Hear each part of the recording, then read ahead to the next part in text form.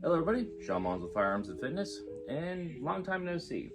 I know I'm kind of probably giving you whiplash with the different haircuts, different, beards and mustaches and all that fun jazz, but hey, here we are. So recently, I took a class from Virginia Training Group, which, fun fact, is in my home state of Virginia. It's actually relatively close to me, all their classes and whatnot, so I thought it was actually going to be a pretty good idea. Brush up on a couple things, because I haven't taken a rifle class in a hot minute. It's 2015 or 2016 was the last rifle class I took.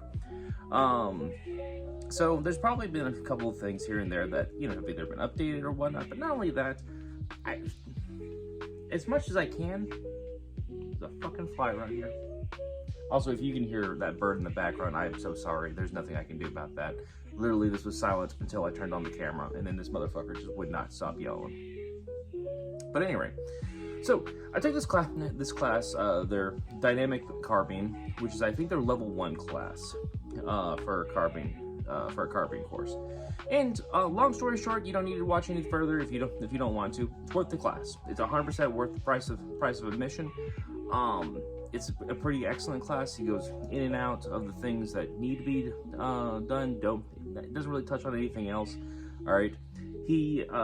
Brad and Brad, for this matter, do a pretty excellent job running through the class, getting people where they need to be and whatnot. So if you're interested in taking the class, here, the 30-second review, take the class. It's well worth it. It's definitely worth the price of admission. It's definitely worth the ammo you're going to spend and whatnot.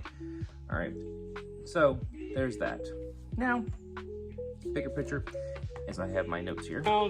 Transition to your handgun, 2 rounds, and back.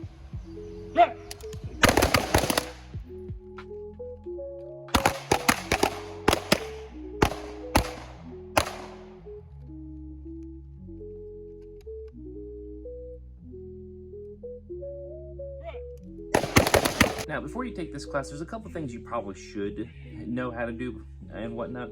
And one is like the 4 firearm safety rules, straight up. All right, and those are going to be listed right here. All right, be able to follow these, be able to do these fairly well. All right, and this is not because there's going to be any like high speed shit going on, but it's just you are going to be taking a class with literally like 15 other dudes or dudettes, however you want to view that. So let's be safe. You have to be safe with firearms straight up and straight across the board. All right. 2, something you should probably know how to do already is how to print a relatively good group. So your marksmanship skills should be somewhat developed. They don't have to be perfect by this point, but they should be somewhat developed. Mostly because he doesn't really go into marksman fundamentals and whatnot. That probably is a lower class than what this is. Excuse me. You are looking more so at this is not even intermediate, but this is like, hey, this is my next step after just learning how to print groups and whatnot.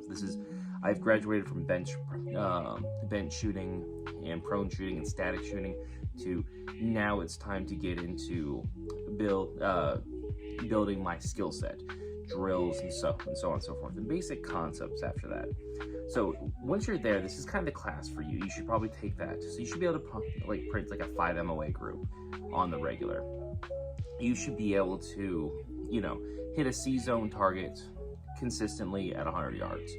Like we'll go with that to start with. That should be like the very bare minimum.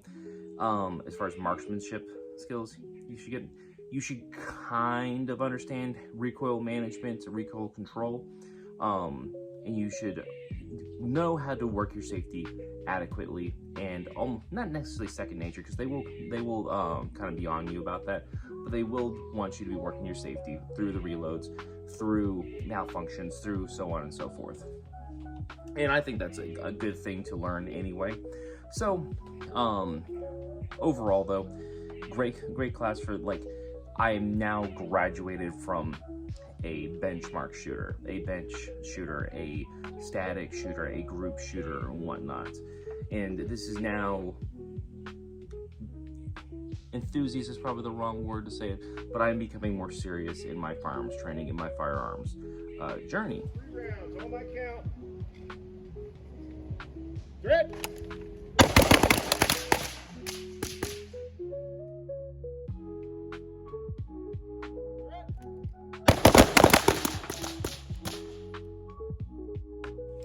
the things that are covered in this class are kind of like fairly simple. There's no, as Brad will tell you, there's no big secrets.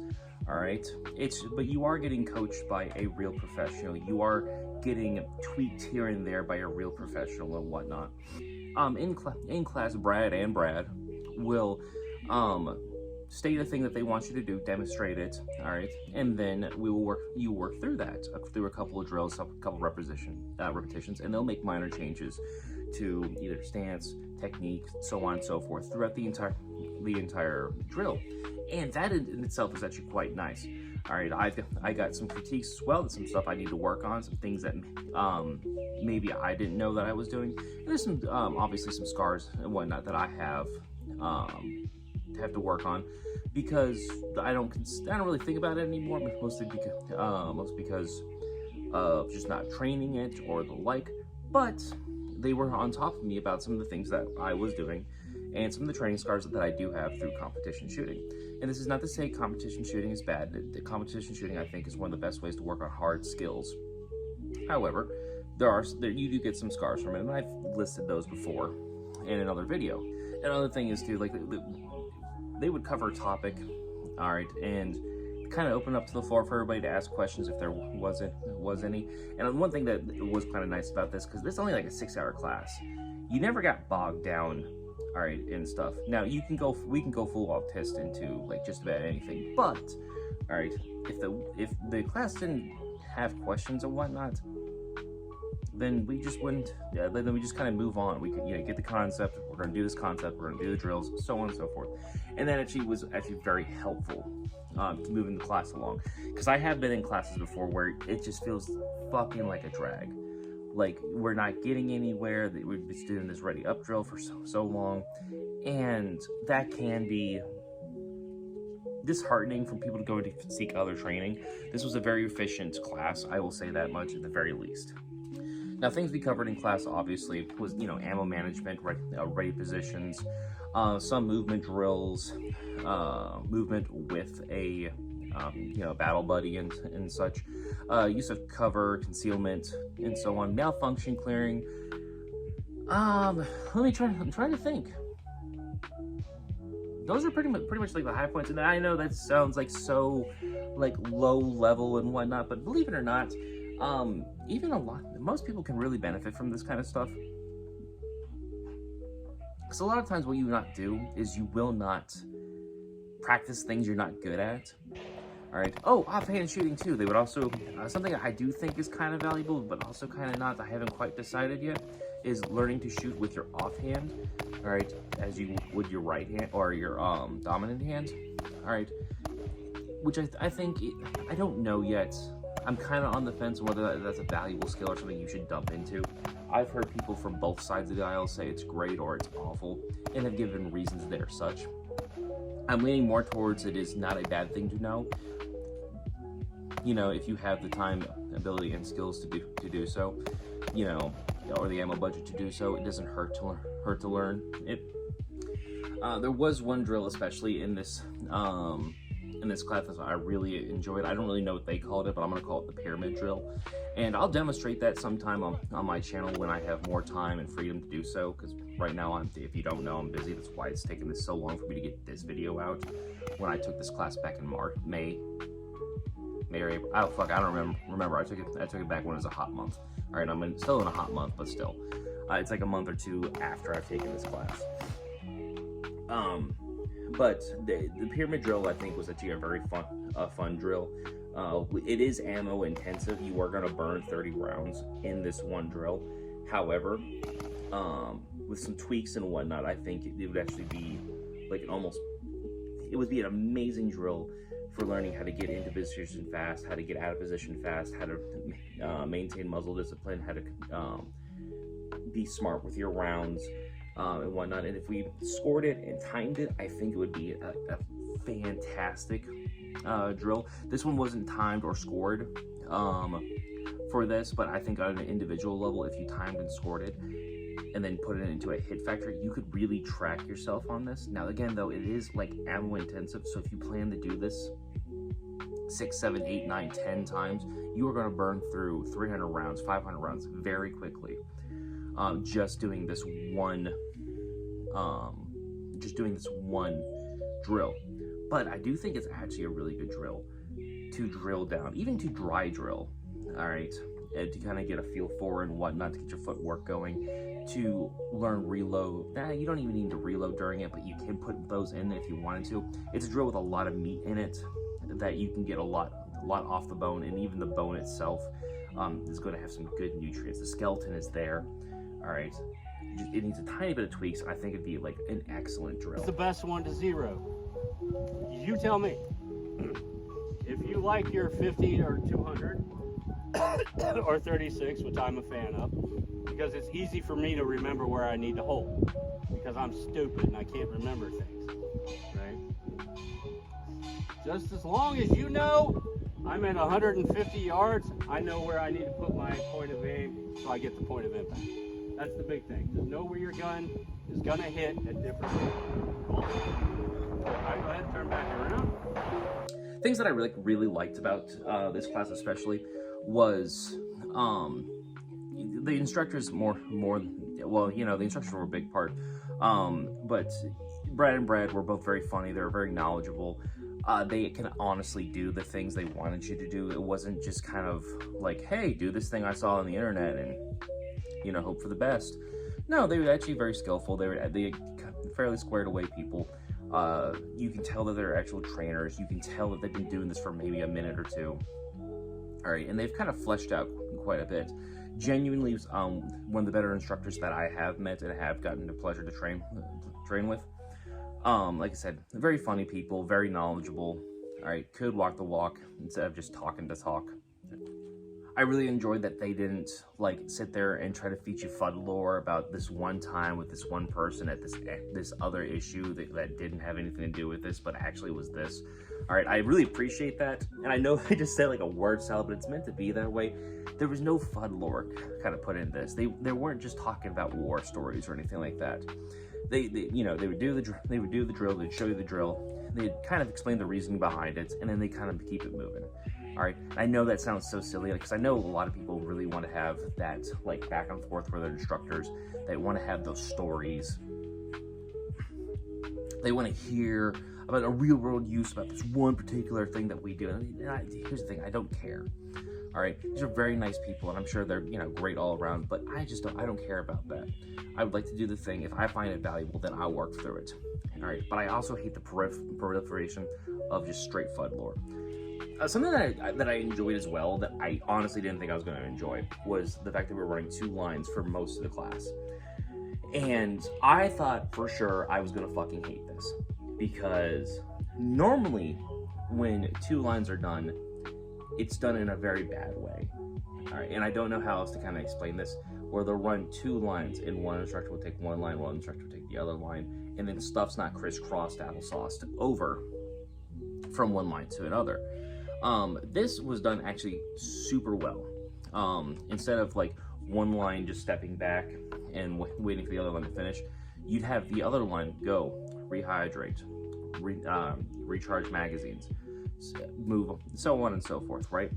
And it kept the flow going, got you out of the heat, got you a little more fresh for, you know, training and whatnot. But also, the instructors would stay with the line. So it turned what was effectively a 15-man class into a 7-man class, all back and forth. And if one line did something, they would pass it on to the other line and explain, hey, this happened. This is why we don't do this, or this is why we do this. Or, hey, this happened, this was a question, this is probably a good question for you guys to know about. Here's our answer, and so on and so forth. So it didn't feel like you were actually missing out on anything, but instead, it felt like they got to break up the day a little bit. All right, didn't have you just sitting in the hot sun.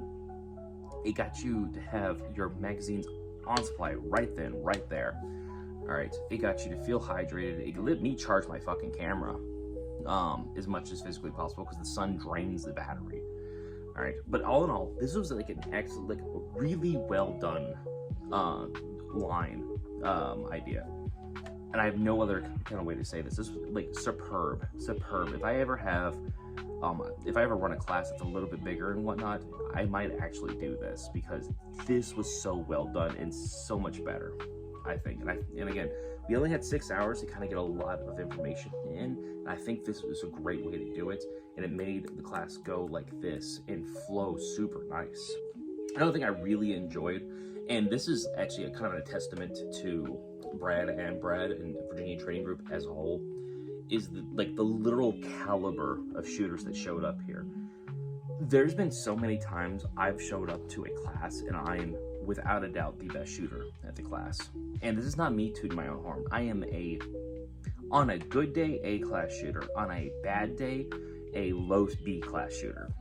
All right, so I'm nothing special. I'm trying to become special. You know, not special ed, but either way. But the point I'm making here is I'm nothing special. And I would go to other classes with instructors that have shown up and whatnot, and I will dog walk them just on basic stuff like marksmanship and whatnot. And this is not a dig at anybody that goes to different training classes, but I have to talk about this in a different video. But there are some training classes and training philosophies where it's very their students never get better. They kind of baseline and stay at that baseline. And you can fight me on that all you want, but it is kind of what it is. But the caliber shooter that was at this class was actually quite excellent. I was not the best shooter at this class. I was in the middle pack either. I was on the higher end. All right, but of the 15 or 16 people that were in this class, I was definitely having to fight to try to stay on top. I was definitely trying to fight to be in the mix as a good shooter, you know, and it says something about the people that they attract. It says something about the caliber student they attract, because you can tell, and this is, you can fight me all you want about this. You can tell what kind of instructor a lot of people are by the caliber of shooter that they attract. They attract people that are high-level shooters, very proficient at their skills and whatnot. All right, tend not to go to lower-level classes or lower-level instructors. I can tell that these guys have kind of built a good name for themselves to attract good shooters, and have built a good rapport with people and are in the community or in the training community, actually attracting good quality students that I would honestly take instruction from almost any day of the week. In fact, there's such good shooters there that I picked up 2 people for my little training group that I have, and the excellent local guys and whatnot, good squared away gear, good squared away, like, just abilities all together. So, and that was a very nice, you know, like a breath of fresh air to kind of have, because I can tell that these are people that want to be better at everything they do. Not just this one thing, but everything.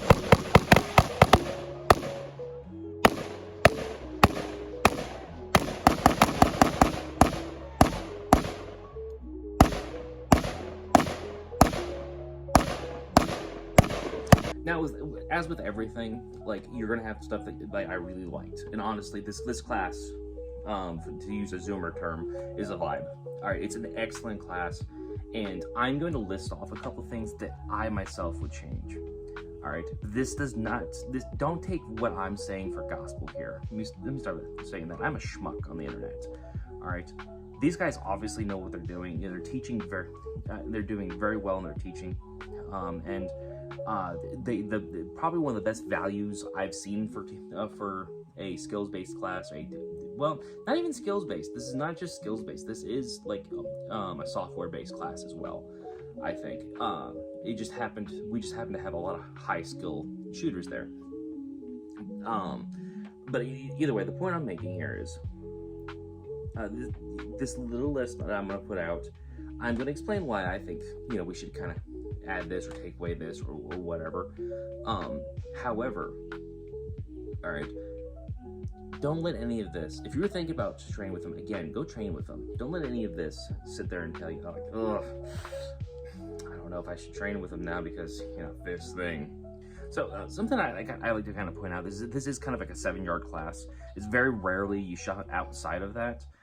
Yes, there would be times we shot at like 15 yards. I think maybe 25 was the furthest we shot, but I kind of doubt that.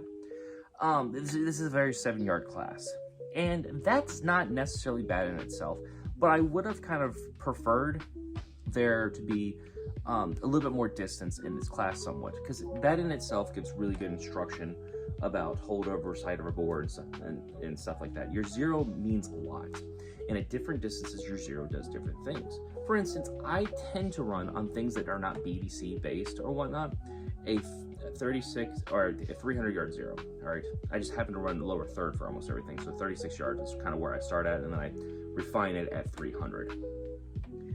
And some people there had 25, some people had 50, some people had 100. I think I was the only one there with a 36 300. And you know, I think based on what you have, I think shooting shots at 7, 15, 25, 50, and 100 would have been really helpful for people to kind of visualize what is going on, what the bullet is doing at distance, at certain distances, at what most people consider reasonable rifle distances. And this would also kind of really help you kind of shake out your own gear in itself. And I understand this would have kind of bogged down class a little bit. I understand that, and the name of this class was very efficient. It would have bogged it down a little bit, but I think it would have been well worth it to, at the very beginning of class, say, all right, guys, we are going to check zero. We are going to show you what your zero is doing.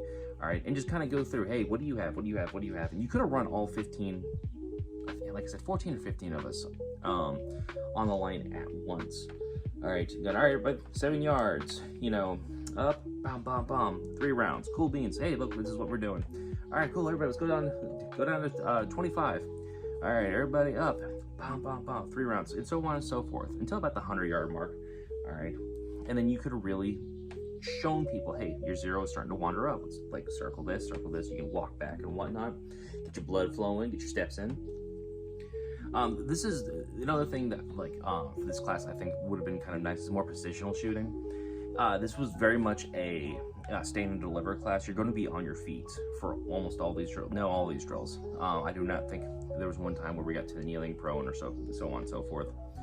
And I think positional shooting, and this could have been again done back with the zero check and whatnot. You know, obviously 7 yards, you know, standing, blah, blah, blah, give me 3 good rounds. You go to 25, hey, we're gonna hit kneeling, 50 prone, 100 prone, and, you know, or 50 sitting, and then 100 prone. And this would help, one, show good positional shooting, things you can do, can't do, and whatnot. And I think that would have been like something very useful for a lot of students. It wouldn't have been a lot of information, but it would have been very helpful information in the long run. This is the one thing I would for sure change about the class. Like, this is like the one thing, if I can think in my head, like, oh, I really wish they would change this, is being more accountable for our shots. Because we're running 2 lines, we shared targets. We never taped up targets, like, ever. So at the very end of these drills, you got Swiss cheese. And you can never really track on what you're doing. All right, you never really learn, you never really see, hey, I'm shooting too slow, I need to speed up because my shots are looking like this on the paper. Or, hey, I'm shooting too fast because I'm getting into the D zone and not being accountable for my shots.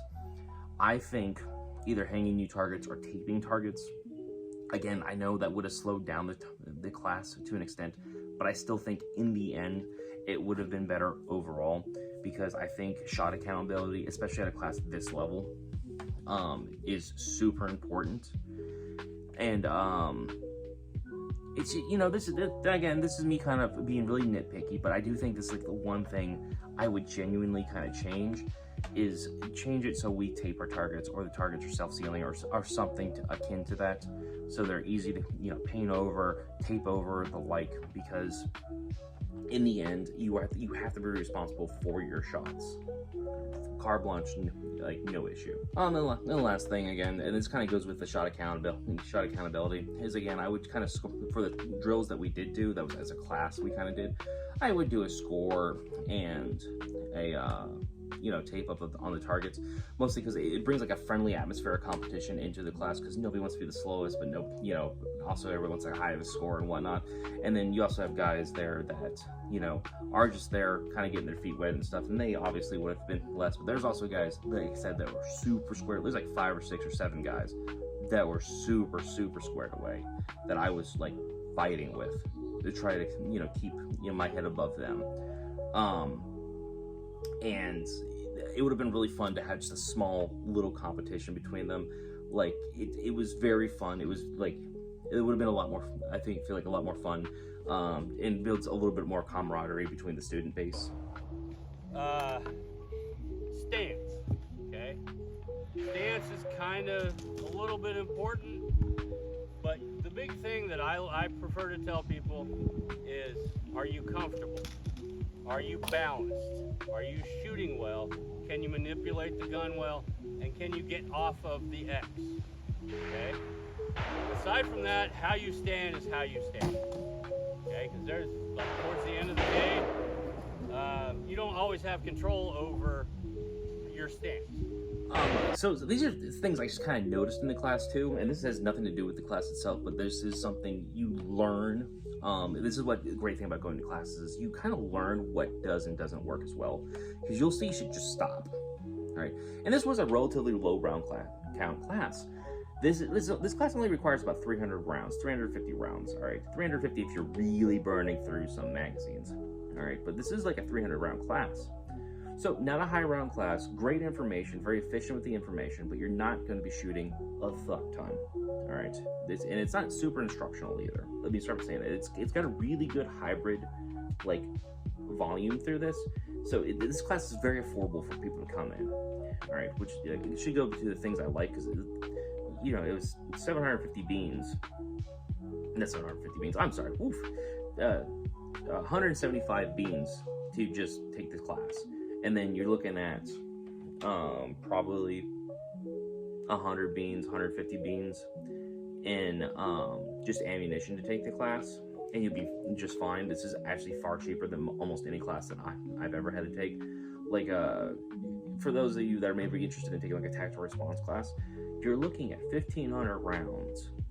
All right, for the 2-day class. You're also looking at, I think it's like $700 now for the class. All right, that's not including travel, time off, you know, gas and whatnot trying to get there. It is a very big investment. You're looking almost like $1,500 to $2,000 when it's all said and done to take one of their classes. All right, and you know, this class is very efficient as far as like money and whatnot goes. But anyway, some things that I noticed during this class is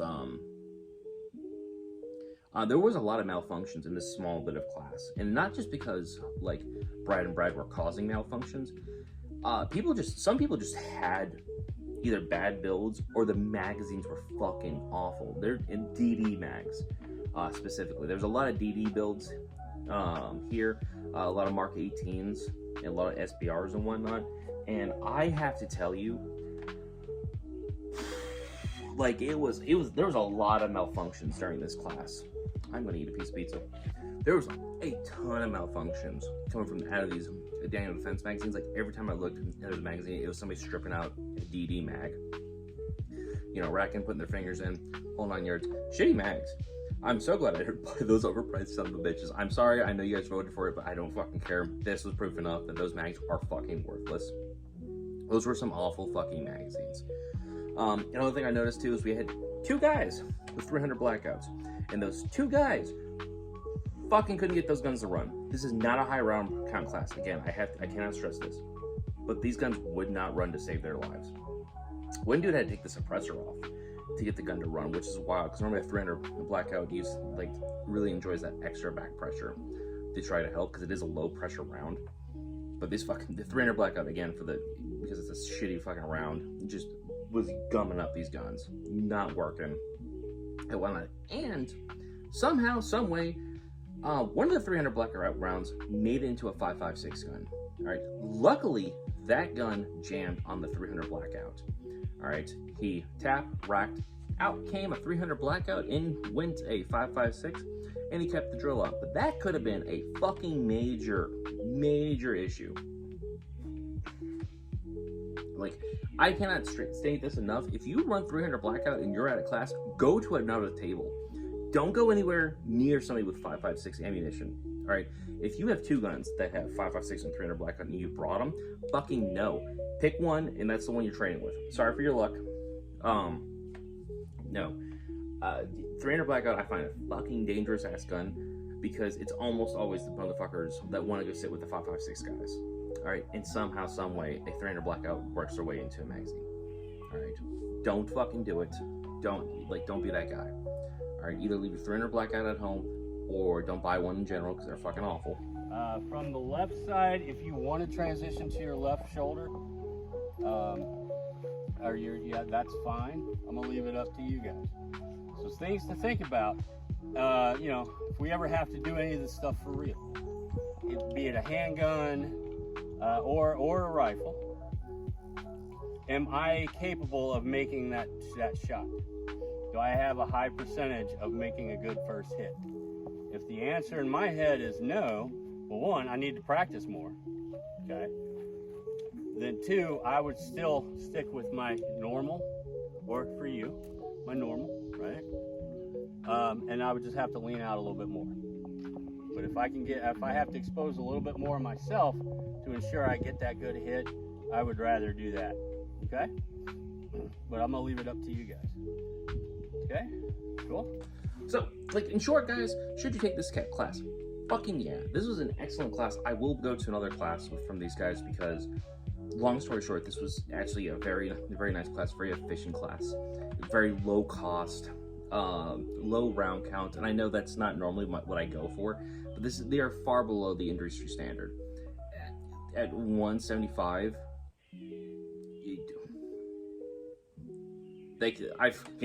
I was skeptical of the price. I was like, ah, God, you know, 175, it's awfully low. They're probably not, you know, this might be like just above an NRA class. No, this is actually a very excellent class. You got every ounce of like, well worth your money. That's well below the industry standard of $300 a day. All right. The ammunition is well below the industry standard of 500 rounds a day. Like, it's such a doable class and something that can get you a really good foothold into everything. This class is well worth it. You should 100% take this class. Like, I have no other way to kind of say this. Wonderful class, wonderful people. Brad, you guys are, you know, rocking on, doing awesome. I cannot wait to take more classes from you guys. Cheers. All right. Look forward to more videos when and where I can post them. You know, very busy, as you can tell. Different location. I've moved recently. Starting a new fam. Well, not a new family, but starting a family. Big things coming down the pipe. Anyway, guys, be safe. Remember, there is no such thing as cheating. There's winning and winning easier. Y'all be safe now.